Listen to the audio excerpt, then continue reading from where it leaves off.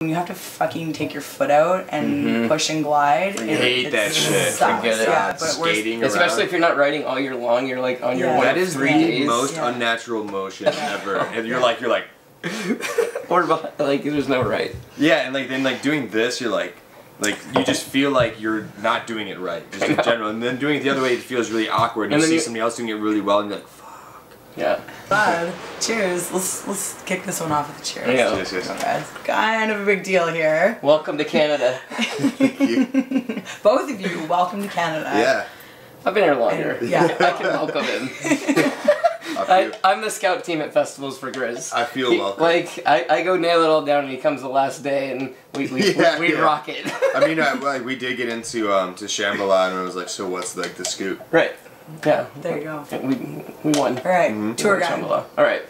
So we have a minute to ask some questions, and something that has been on my mind, knowing the new album is coming out. Previous one is Mad Liberation. The new one is Rebel Era. Walk us through, like, what's this new Rebel Era? What's going on out there? Well, there's a good contrast. Yeah, it's strong. Right. Yeah. So Mad Liberation is like a sequence, and I think it's kind of it's not like run its course, but it is like in my mind, like the idea, the conceptualization of it has come to a completion.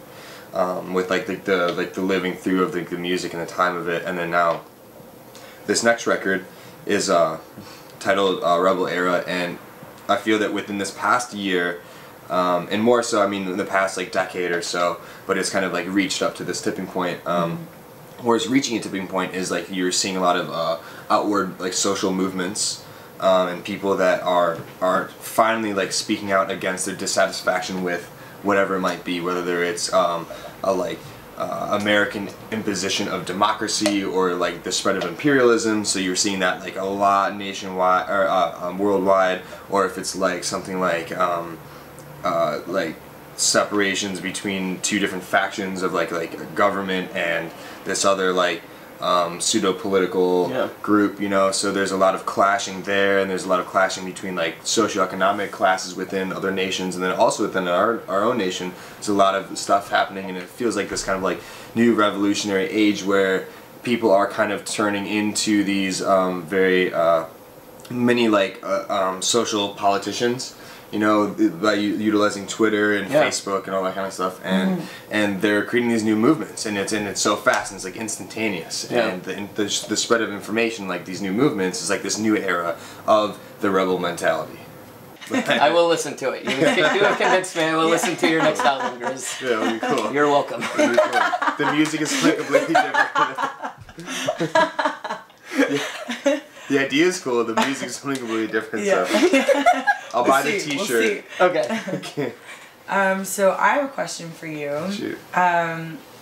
So I was recently at Shambhala as well, and you know, got to see you rocking the fuck out on a saxophone while DJing, which obviously like completely blew my mind. And I'm just curious to know kind of at what point did you decide that it would be a good idea to add sax to your set? I don't know. I think that I had the instrument, and I've been playing it a lot through like my whole life, and I didn't quite like make this like conscious decision where I was like, yeah, I was definitely a band. Awesome. I was a band geek, man. Awesome. That's but amazing. I was doing a lot of different things like through high school and all that kind of stuff. Like we were doing like band and a jazz band and student government and like honors AP classes and like some A varsity sport and a lot of JV sports and some What was the varsity sport? Baseball. So we did a lot of that stuff, and you know, did like the JV soccer thing, and then you know, whatever. So I did a lot of different stuff. You know, it was very diverse, and I kind of did everything half-assed though, because I think that my main goal was to like have fun and like socialize and fuck around and like be like in high school I was like the badasses, you know, like my brother was like a badass and we just skip class a lot, and like not caring was really cool. Yeah. You know, that was like always the thing. So but I guess the whole saxophone thing was like I just thought it might be a cool idea and like tried to do it and saw, you know, other people doing it, like you know, in jazz bands, and like, you know, and like the Motet, you know, they had, you know, Dominic Lally playing saxophone, and then like dudes like Newman Trio, you had like, you know, a bunch of all these like Live Elements and Lotus and like all these jam fusion bands, but they weren't like making like the beats that they wanted, but they had like that cool live instrument element to it. So it was like, how do we do both of those things? Yeah. I guess like you know, playing a saxophone on stage isn't the most original idea ever, but like it's fun. It works. It works. It's fun. It works well. You have a new tour coming. What are your favorite things about touring? What are your least favorite things about touring? Okay. Well, I haven't like ever curated a headline tour or like had like a team to like jump stuff off of. Like, you know, like Ben and I are talking. There's my tour manager is like sitting right over there on his phone, probably dutifully texting or emailing, coordinating something, or like talking to like a girl or something. But I mean, which one is it? Is it Babe O'Clock over there? It's always Babe O'Clock. It's always Babe O'Clock. It's Gmail, I swear. Prove it. You're like, no. I'm on the clock. I'm on the clock. No, but we are like right now this tour, like we are doing tour, like we're doing tour that we're currently doing, and then doing like prep for other tour like 24/7 right now. Yeah. So like that is 100% of what we're doing. Like we're talking about it all the fucking time. I don't know, swearing is okay? Oh, we are on the record and full of potty mouths. So just have at it is real talk, I guess. This is real talk, yeah. Unplugged and on the record. So, that's how we go. So we're doing that 24/7. So it's a lot of work, and there's a lot of like stressful moments of like you're like you have to get something, like shit, it's not done yet. Like I gotta post this today. Like it has to be done today, and then you know all these things, you know, because as Ben was putting it to me earlier, and I think that it kind of put things in perspective for me, was that like when you're trying to get something done on time, it affects like a lot of people at once. Like it's you know, you got to think about like all these different people that are waiting for you, you know, and then it gets stressful. You know, shit. So things I like about touring when it's not my tour, when there's no stress. It's like you are going on tour with this other group and it's their show, but like, you know, you're along for the ride learning and doing cool stuff, you know, like you get told where to be and, you know. Yeah, you're a passenger. Where and when and just along for the ride, whereas. But like it's not your car, you know. So you're not the one choosing the music, you know. So like sometimes you're like, oh man, I love this song, and then like sometimes you're like, oh, I really just want to play this whole record, and you're like, hear the first song, you're like, shit. Holy shit. Oh my god, and then they turn it up louder and you're like, holy shit, I really just do not like this I do not like anything about this. Like, that's why iPods were invented. Yeah. Really good headphones. Yes. Right. And I can tune the world out now. So like with the headline tour, like we choose everything, you know what I'm saying? Like we lead the whole thing. Can we just take a minute? We never have the manager is playing on the keyboard. We have not once had an interview without an interruption, so thank you for that. Thank you. I'm having fun. Are you having fun? Yeah. Good. That's the point. So we're touring. Good things about touring that I love about touring is that like you don't have to get on a plane ever. Awesome thing about touring. Planes, airports for traveling DJs who do like shows all the time start to really suck, and it just happens. You know, like sometimes you're on a flight and like you hear something like we were coming back from Shambhala. From where Game Glass Salmo. Castlegar. Castlegar. Yar. Castlegar. That is a really good name. My friends from Castlegar would probably not approve, but I just said it. So we're coming back from Castlegar, and this dude on the flight is like, this is my first time flying ever, and like he was like looked kind of excited and nervous, and I'm just sitting there, I'm like, dude, no way. You know what I'm saying? Like this is my like 7th flight today, you know what I'm saying? That kind of shit, you know? So yeah, flying sucks, blah, blah, blah, all that kind of stuff. But the other cool thing about touring is that you get to see a bunch of cities in a short amount of time and see a bunch of different crowds. And like it gives you like a little bit of a clear contrast between things because it's like you see them night to night to night to night to night. Yeah. You know, so it's like one night I was here, the next night I was here. What were the differences? I see it because I remember it really clearly. Yep.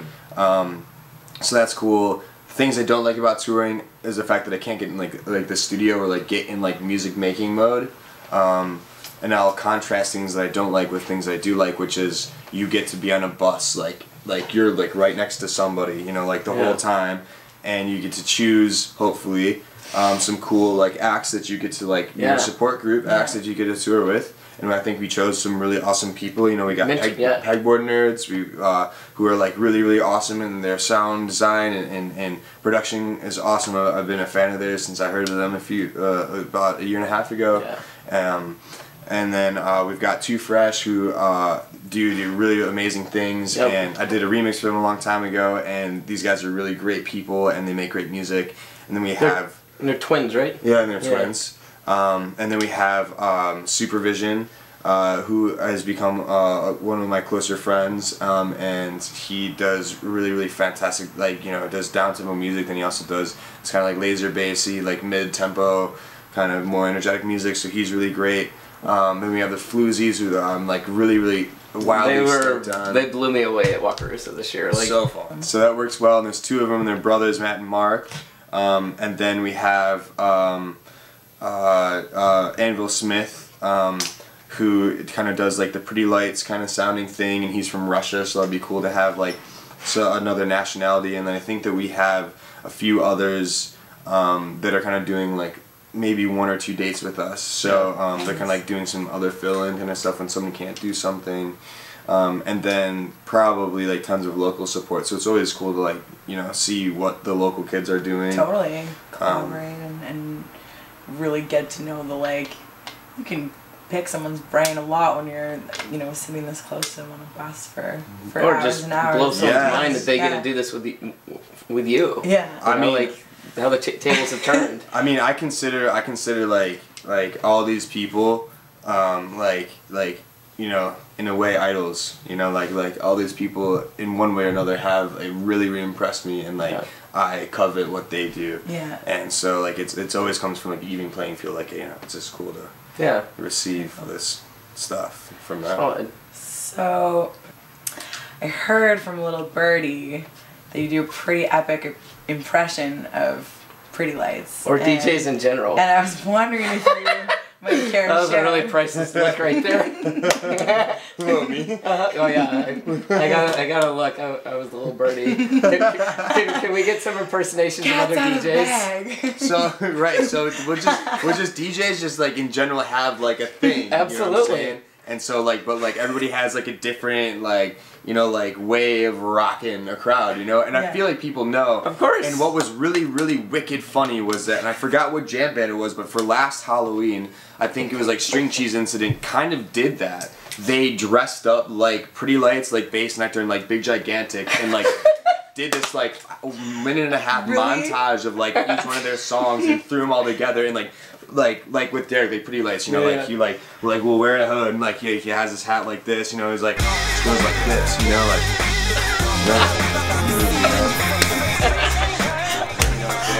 Yeah. Like, and then you had like Bass Nectar with his hair, and he like was on stage and does this thing like.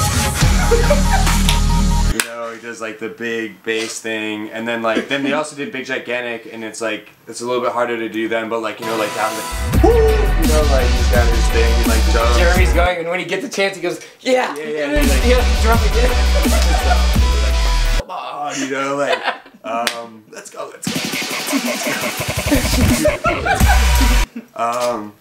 And then I mean, there's like my buddy Freddie Todd, who is not as like as well known as these guys, but you know, he's got his thing, you know, Vibe Squad or Aaron, you know, like he like get up there and he has his hat. It's like, you know, it's always like really well, because he has smiles really big, you know. And then of course, you know, I have like a terrible one as well, you know, like I always jump on my left foot and always put my right hand in the air. And I jump like this with my mic in my hand. I do that a lot. And then you have the Michael Menner, and like, well, he'll get on the decks because he has long hair, right? Yeah. It's very passionate, and like it consists of like him on the controller and just like the big, and he has the big hair. Yeah. You know, it's good. Get on the floor if you got that booty. Goodbye. Like, no offense to anybody, and they were terrible impressions, and I'm sorry.